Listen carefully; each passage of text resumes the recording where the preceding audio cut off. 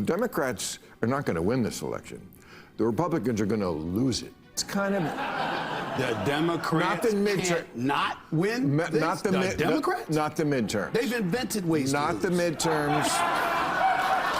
Okay.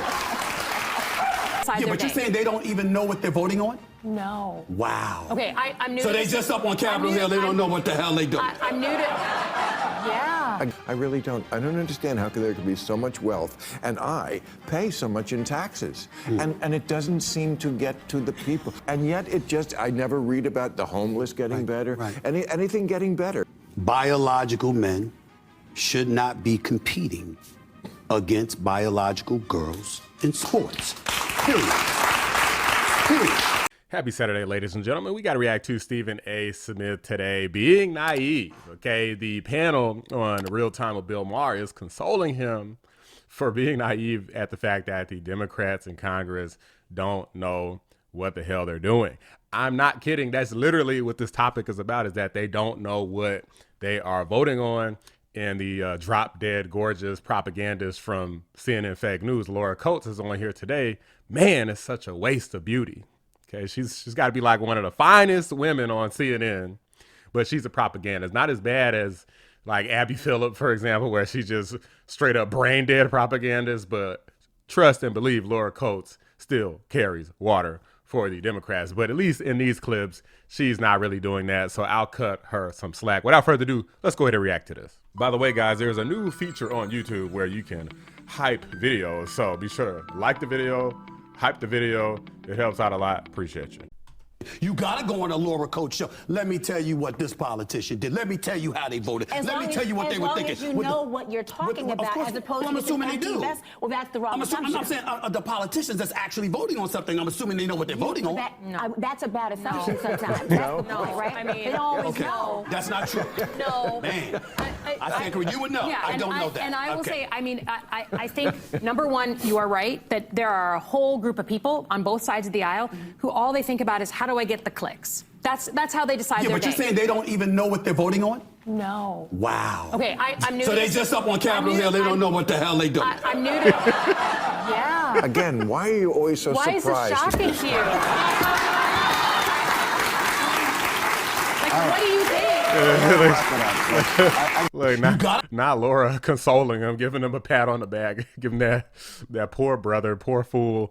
Of course, Stephen A., you think that they knew what they were doing, spending $1.5 billion would it be, and not being able to win an election? Meanwhile, the Republicans spent what, it was around, I think it was just shy of $800 million, and they still kicked Kamala Harris's ass at the 2024 election. Of course, these people don't know what the hell they're doing, guys. But there's a couple clips here, and they're kind of split up, where I was trying to make sure that I didn't actually get some copyright issues. I'm probably still going to get the copyright issues anyway, but we're going to see what happens. So here's a clip where they're discussing Gavin Newsom. You mentioned our governor. He used the words culturally, what was it, culturally normal. He said the party needs to get more culturally normal.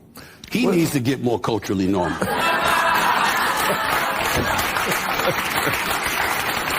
What is there? It's just the truth. It's just the truth. I actually like Gavin Newsom a little bit anyway, but it's just the truth. I like him. You mentioned our governor.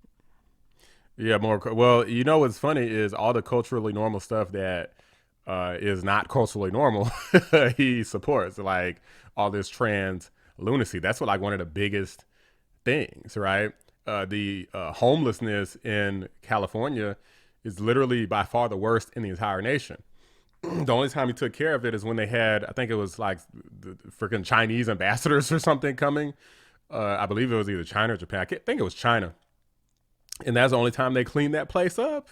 The streets are literally dirty. There's literal poop maps where there's maps of how much poop. The darker it is on the map, the more poop there is. It's gross, but that's a reality that people have to live in, is when they're walking down the sidewalk, they gotta like dodge the freaking poop. It's completely disgusting, and this loser supports all of that lunacy. And what's also not culturally normal is having open borders and supporting rampant illegal immigration, which obviously Newsom also supports. So even though he's making these statements, you know, the saying goes, actions speak louder than words. His words ring empty. I've asked this question so many weeks on this show, and I can never get an answer. I just don't understand the American economy.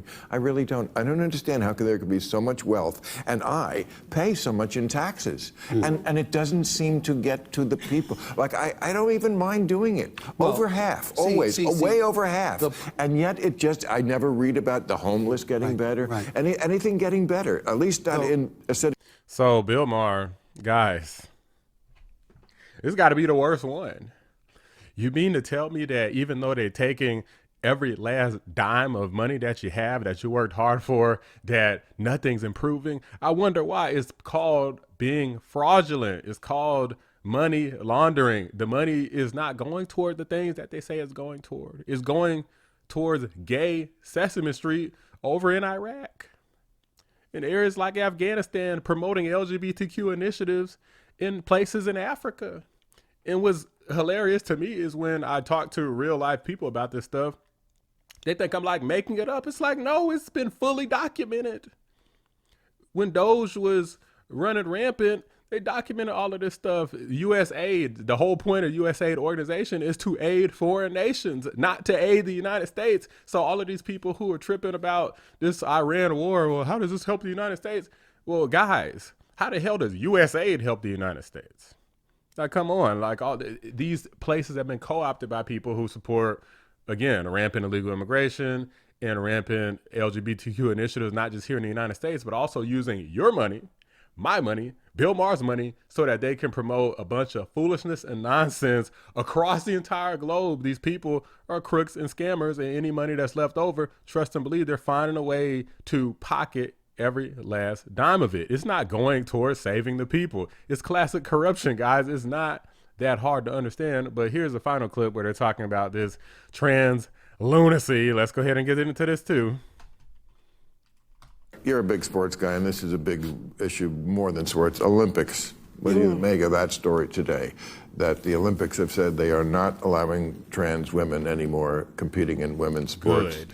What do you mean allowing any more? Why was this happening to begin with? Why is this a thing that was up for debate?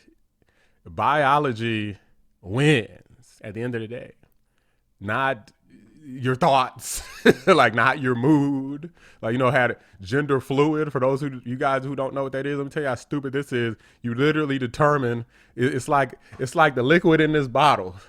1 second is facing this way, the next second is this way. You could be a man today and a woman tomorrow. That's what gender fluid means. These people are freaking stupid and are mentally ill. Don't let mentally ill people control legislation and policy decisions. I imagine this is going to be an issue in the or competitive sports. Democratic primaries. It's another one where you can make Democrats die on the hill that they died on last time. If it's an issue within the Democratic Party, that's their own damn problem. Biological men should not be competing against biological girls in sports. Period. And before I let them continue, and I do got to interrupt to, not have copyright claims on this video, but here's the thing that doesn't make sense to me. When you keep seeing stuff like this from Stephen A., Bill Maher, they're basically criticizing Democrats on a regular basis, and yet they'll sit up here in support of somebody like Kamala Harris, for example, who supported all of these ridiculous things. It doesn't make sense. I never understood, I don't really support pretty much any of the stuff that they say that they support, but I'm gonna vote for them anyway. It doesn't make sense, guys. In Stephen A. Smith's case, at least he could try to say, he's sticking by the black people or something, even though Kamala Harris wasn't black, whatever. But in Bill Maher's case, it makes even less sense because he is actually probably more knowledgeable than Stephen A. Smith is about this stuff, and yet he still supports him anyway. So it just goes to show you that no matter how smart someone is, no matter how much money someone has, that tribalistic instinct still kicks in. It's like I said from the beginning, biology always wins. I am a supporter of the LGBTQ plus community. Yeah. I don't want to get in the way of anybody's civil rights, civil liberties, or anything like that. But what about protecting the young ladies?